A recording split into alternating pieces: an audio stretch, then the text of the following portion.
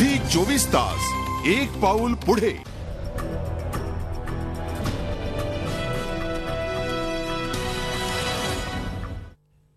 रिलेशनशिपवर बोलू काही या खास कार्यक्रमात आपलं दुसऱ्या भागात आपलं स्वागत. या भागात मी तुमची आणि अशी एका यातल्या अँगलची ओळख करून देणार आहे की रिलेशनशिपमध्ये नेमकं पडल्यावर होतं काय याचा आपण अंदाज घेणार आहोत. जाऊया काही मुलांकडे. तरुण मुलं मुली काय म्हणतात बघूया. स्कूल की दोस्त थी एक्चुअली, वो अपने बॉयफ्रेंड के साथ उसका ब्रेकअप हो गया था और वो उसने ड्रग्स लिए थे और वो नहीं चाहती थी कि उसके घर पे पता चले, तो उसने सुसाइड कमिट कर दिया. तो एक्चुअली हम आजकल सिर्फ अपने बारे में सोचते हैं, हम ये नहीं सोचते कि हमारी फॅमिली है. माझा एक मित्र होता, तो आम्ही जर्मन डिव्हिजनमध्ये एकत्र होतो. त्याला आम्ही प्रेमाने MJ असं म्हणायचो.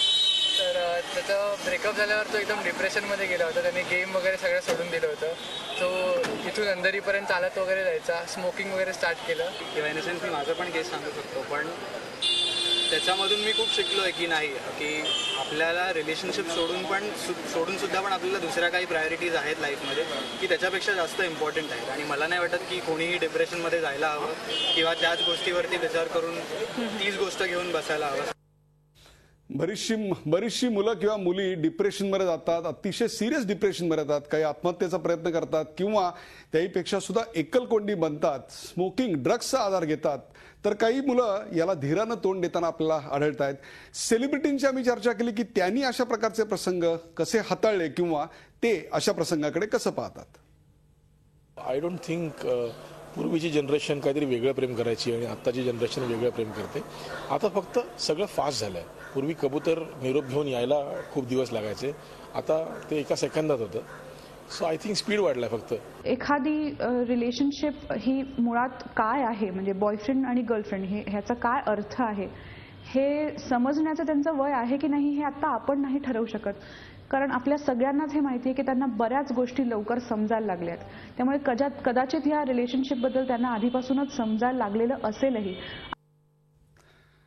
रिलेशनशिपमध्ये नेमकं काय होतं याच्याकडे विविध पैलूंनी कसं पाहिलं गेलं हे आपण पाहूया. मी जातोय सौरभ मुंडगेकरकडे. त्याला विचारतोय, सौरभ मला सांग, रिलेशनशिपमध्ये नेमकं काय होतं रे? रिलेशनशिपमध्ये एकदा जर आपण पडलो तर पहिली गोष्ट म्हणजे आपण काही गोष्टी अशा असतात जे आपण थिंक करतो की आपण पॅरेंट्स बरोबर शेअर नाही करू शकत, त्या गोष्टी आपण आपल्या लाईफ पार्टनर बरोबर शेअर करू शकतो. आणि एक ती वेगळी प्रकारची बॉन्डिंग होती. म्हणजे जिकडे जाणार तिच्याबरोबर जाणार, जिकडे फिरणार, जे करणार आपण, जे आपल्याला कसं आपण जगाला पण वेगळं सोडून देतं. आपलं जग म्हणजे आपली रिलेशनशिप बनून जातं. आपण त्यात खूप इन्व्हॉल्व्ह होतो. म्हणजे सगळं खूप असं वाटतं की जग वेगळं आहे आणि आपण वेगळं. आपण आपली एक वेगळं जग स्वतःचं एक वेगळं जग बनवतो आणि खूप सुखद चाललेलं आहे. सगळं फिरणार, त्यानंतर मस्ती करणार. बरोबर आहे सौरभ. म्हणजे आपल्याला रेल्वेतली 4थी सीट मिळाली नाही याचंही दुःख तेव्हा वाटत नाही, डोळ्यासमोरून बस गेल्याचं दुःख आपल्याला वाटत नाही, कारण फक्त आपण रिलेशनशिपमध्ये असतो. तुझा एक शब्द फार महत्वाचा आहे, आपण जेव्हा रिलेशनशिपमध्ये पडतो. या कार्यक्रमात आपण रिलेशनशिपमध्ये उभं कसं राहायचं तेही बोलणार आहोत. मला आता जायचंय मनस्विनी लता रवींद्र यांच्याकडे. मनस्विनी, पाहिलं आता नेमकं काय होतंय रिलेशनशिपमध्ये आणि आजूबाजूची अशी शेकडो तरुण मुलं मुली याच फेजमध्ये जाताना दिसत आहेत. या रिलेशनशिप विषयी तुम्ही बोलणं फार महत्वाचं आहे, याचं कारण तुमच्या अनेक लेखनाचा रिलेशनशिप हाच आत्मा होता.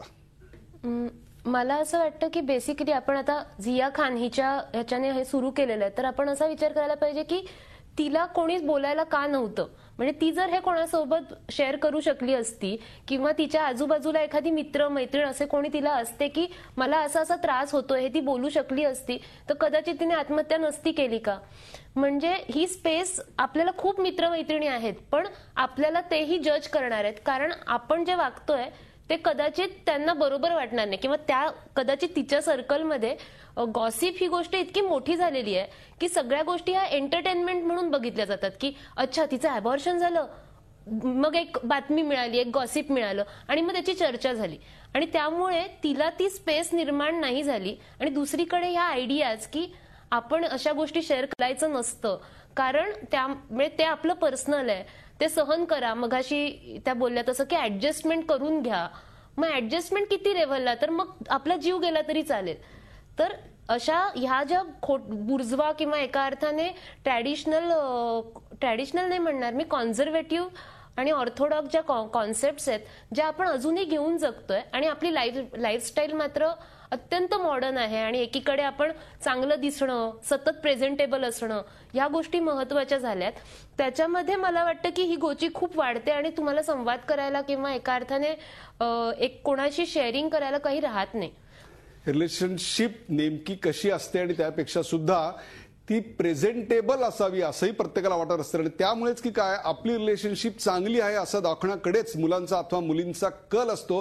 तिथंच कुठंतरी जगाशी संपर्क तुटतो आणि स्वतःबरोबरच आपण आपल्या पार्टनरलाही धोक्यात घालत असतो. याच विषयावर मी विभावरी देशपांडे यांना बोलतं करणार आहे, त्यांना विचारणार आहे, मला तुम्ही सांगा, तुमच्यावर सतत लाईमलाईट असतो, तुमचंही जीवन फास्ट आहे, प्रचंड मोठ्या प्रमाणावर स्पर्धा आहे, असुरक्षितता आहे, या रिलेशनशिप मधल्या घोळाकडे, गुंत्याकडे, नात्याकडे तुम्ही कसं पाहता? मला मुळात एक गोष्ट वाटते की सतत फॅमिली स्ट्रक्चर किंवा समाजाची रचना ही सतत बदलत असते. ती पूर्वी 50 वर्षापूर्वी होती तशी आज नाही. आजच्या काळाच्या, आजच्या कुटुंब व्यवस्थेच्या, समाज व्यवस्थेच्या गरजा, त्याचे चॅलेंजेस हे अत्यंत वेगळे आहेत. तसं आज 17-18 वर्षाची मुलं जी आहेत ती जे बघतात, ती जे जगतात, ते मी 17-18 वर्षाची असताना होते त्याच्यापेक्षा खूप वेगळं आहे. आणि हा बदल गेल्या 15-20 वर्षात अत्यंत झपाट्याने झालाय इंटरनेटमुळे आणि एकूणच जागतिकीकरणामुळे जे जग जवळ येतोय आपण म्हणतोय, त्यामध्ये अत्यंत आकर्षक दिसणाऱ्या ज्या संकल्पना आहेत त्या पटकन उचलल्या जातात. We are going out, we are seeing each other, हे पटकन उचललं जातं कारण ते अत्यंत कन्व्हिनियंट असतं आणि कम्फर्टेबल असतं. विभावरी हे इतकं परफेक्ट आहे, फेसबुकवर सुद्धा उजव्या कोपऱ्यामध्ये एक असं चिन्ह असतं आणि त्या चिन्हात आय एम इन रिलेशनशिप असं एक स्टेटस असतं. बोला. त्याच्यात काही गैर आहे असंही मी पूर्णपणे म्हणणार नाही, कारण कुठलाही बदल जेव्हा घडत असतो तेव्हा एक काळ, जसं आगगाडी रूळ बदलताना खडखडते, तसा एक बदलाचा काळ असतो जो कठीण असतोच. त्यामुळे त्यात अत्यंत समाज आता वेगळ्याच दिशेने चाललाय वगैरे अशी विधानं मी निश्चित करणार नाही. पण यामध्ये जसं स्नेहलताताई म्हणाल्या किंवा मनस्विनी म्हणाली की संवाद हा अत्यंत आवश्यक असतो आणि तो संवाद माझा आणि माझ्या आईचा जो असेल कदाचित तो माझ्या आणि माझ्या मुलीचा वेगळा असणार आहे. जे गिरिजा मगाशी म्हणाली की त्या मुलांना आज रिलेशनशिप विषयी काहीच कळत नाही, हे अत्यंत सर्वोपट विधान तसं नाहीये. ती जे म्हणाली ते अत्यंत योग्य आहे की त्यांना फार वेगळं कळत असतं, त्यांना फार वेगळं दिसत असतं. फक्त हा बदल आणि हे स्वरूप ते किती प्रगल्भपणे आणि किती शांतपणे घेतात आणि त्यांना होणारा त्रास, त्यांना पडणारे प्रश्न हे त्यांना बोलायला त्यांच्या आसपास कोणी आहे का. म्हणजे उदाहरणार्थ मी हे अनुभवते की नकार घेता येत नाही आता अजिबात. नकार घेण्याची कपॅसिटीच नाहीये कारण मुलांना वाढवताना आजच्या जगामध्ये त्यांना कुठली गोष्ट आई वडील म्हणून नाकारली जात नाही. आई वडील बिझी असतात, मग काय हवं, अगदी मग ते छोटंसं खेळणं असो, लहानपणापासून ते सुरू होतं, माझ्या मनात आलं मला मिळालं. आणि नकार घेण्याची जेव्हा सवय नसते तेव्हा रिलेशनशिपमध्ये आयुष्यात मी हा मुद्दा इतका मोठा होऊन जातो की मला नाकारलं, मला नाही म्हटली, यामध्ये ही व्यक्ती आपल्या आयुष्यात आता यापुढे नसणार आहे हे दुःख किती असतं आणि मला नाकारलं म्हणून झालेला प्रचंड मोठा इगो हर्ट किती असतो. या सगळ्या गोष्टींचा विचार करणं मला वाटतं आवश्यक आहे. आणि मग आजूबाजूचे जे लोक आहेत, पालक असतील, शिक्षक असतील, मित्रमंडळी असतील, ह्यांनी तो अचानक जिया खाननी त्या दिवशी उठून आत्महत्या जी केली ती अचानक नाही ना घडलेली, ती काही काळ त्या सगळ्या फेजमध्ये जात असणार, त्या एका त्याचा उत्कलन बिंदू आला. एक्झॅक्टली, तिचे डिप्रेशनचे फेजेस असणार. त्यावेळेला ती कशातनं जाते आहे हे जाणून तिला समजून घेऊन तिला बोलतं करणारं कोणीच तिथे असतं, मग आई असेल, बहीण असेल, मित्रमंडळी असतील, तर कदाचित अशा पद्धतीच्या. आणि परत आपल्याकडे ब्रेकअप या गोष्टीला प्रचंड ग्लॅमर आहे. माझा मग देवदास झालाय, मग आता मी सिगरेट ओढतो, माझा ब्रेकअप. रिलेशनशिप मध्ये असणं जेवढं स्टेटस सिम्बॉल आहे त्यापेक्षा सुद्धा ब्रेकअप होणं याला जास्त सिम्बॉल आहे आणि त्याची चर्चा जास्त होत. याच मुद्द्यावर मला आता स्नेहलताताईंना इथे चर्चेत पुन्हा एकदा बोलवायचं आणि त्यांना विचारायचं आहे, हे सगळं किती झपाट्यानं बदललं. म्हणजे आजच एक बातमी अशी आलेली आहे की तुमच्या काळात मॅडम सर्वात महत्वाचा असणारा टेलिग्रामची सेवा 15 जुलैपासून भारतामध्ये ऑफिशियली बंद होते, कारण SMS आणि फेसबुक किंवा इंटरनेट या सगळ्यांनी आता टेलिग्राम हद्दपार केलाय. 15 जुलैनंतर आपल्याला या देशामध्ये टेलिग्राम पाठवता येणार नाहीये. मला तुम्ही सांगा, तसंच आता सरळ साधेपणानं आयुष्य जगणं आणि प्रेमात पडणं, रिलेशनशिप नाही, हे सुद्धा आता हद्दपार होणार आहे. नाही, मला नाही तसं वाटत प्रेमात पडणं हद्दपार होणार आहे म्हणून. प्रेम हे तसंच राहणार आहे, परंतु एकमेकांच्या विषयी जे आकर्षण वाटतं, तुम्ही आपल्या पहिल्याच विधानामध्ये सांगितलं की हे शारीरिक आकर्षण असतं, की मानसिक आकर्षण असतं, वैयक्तिक असतं की पैशाचं आकर्षण असतं. तर मला वाटतं हे पैशाचं आकर्षण नुसतं नसून एकमेकांची मनं जुळली तरच ते प्रेम मला वाटतं पुढे जातं. आणि ही मनं जुळणं हे अतिशय महत्त्वाचं आहे, कारण मन करारे प्रसन्न सर्व सिद्धीचे साधन. तेव्हा जर आपण आपलं मन प्रसन्न ठेवलं तर मला वाटतं हे ब्रेकअप होणारच नाहीत. आणि हे ब्रेकअप जर झाले तर आजच्या काळामध्ये जसं तुम्ही म्हणालात की आज आपण इतक्या मोठ्या प्रमाणामध्ये पुढे जातोय, तेव्हा हे पुढे जाण्याच्या बाबतीत काउन्सिलर्स आहेत. आज शाळांच्या मध्ये काउन्सिलर्स आहेत, कॉलेजेसमध्ये काउन्सिलर्स आहेत, हेल्पलाईन्स आहेत.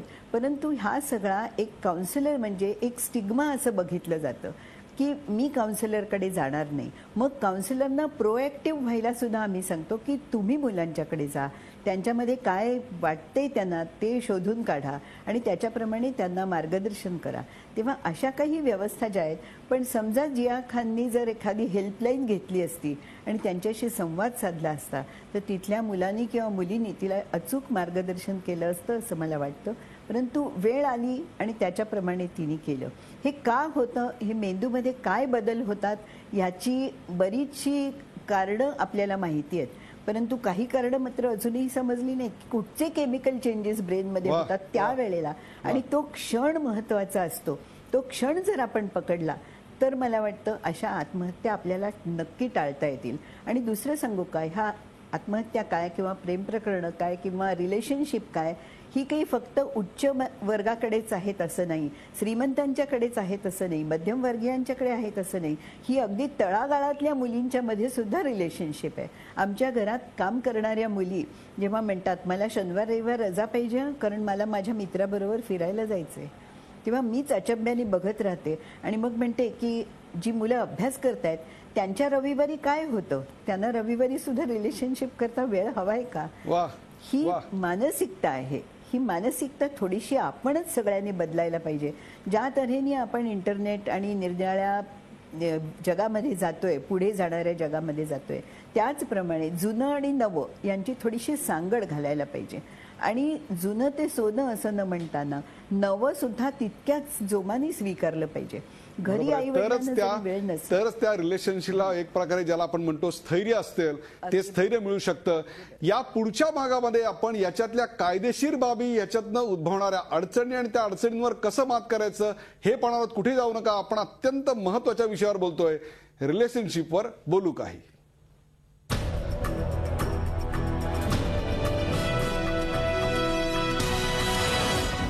झी 24 तास एक पाऊल पुढे.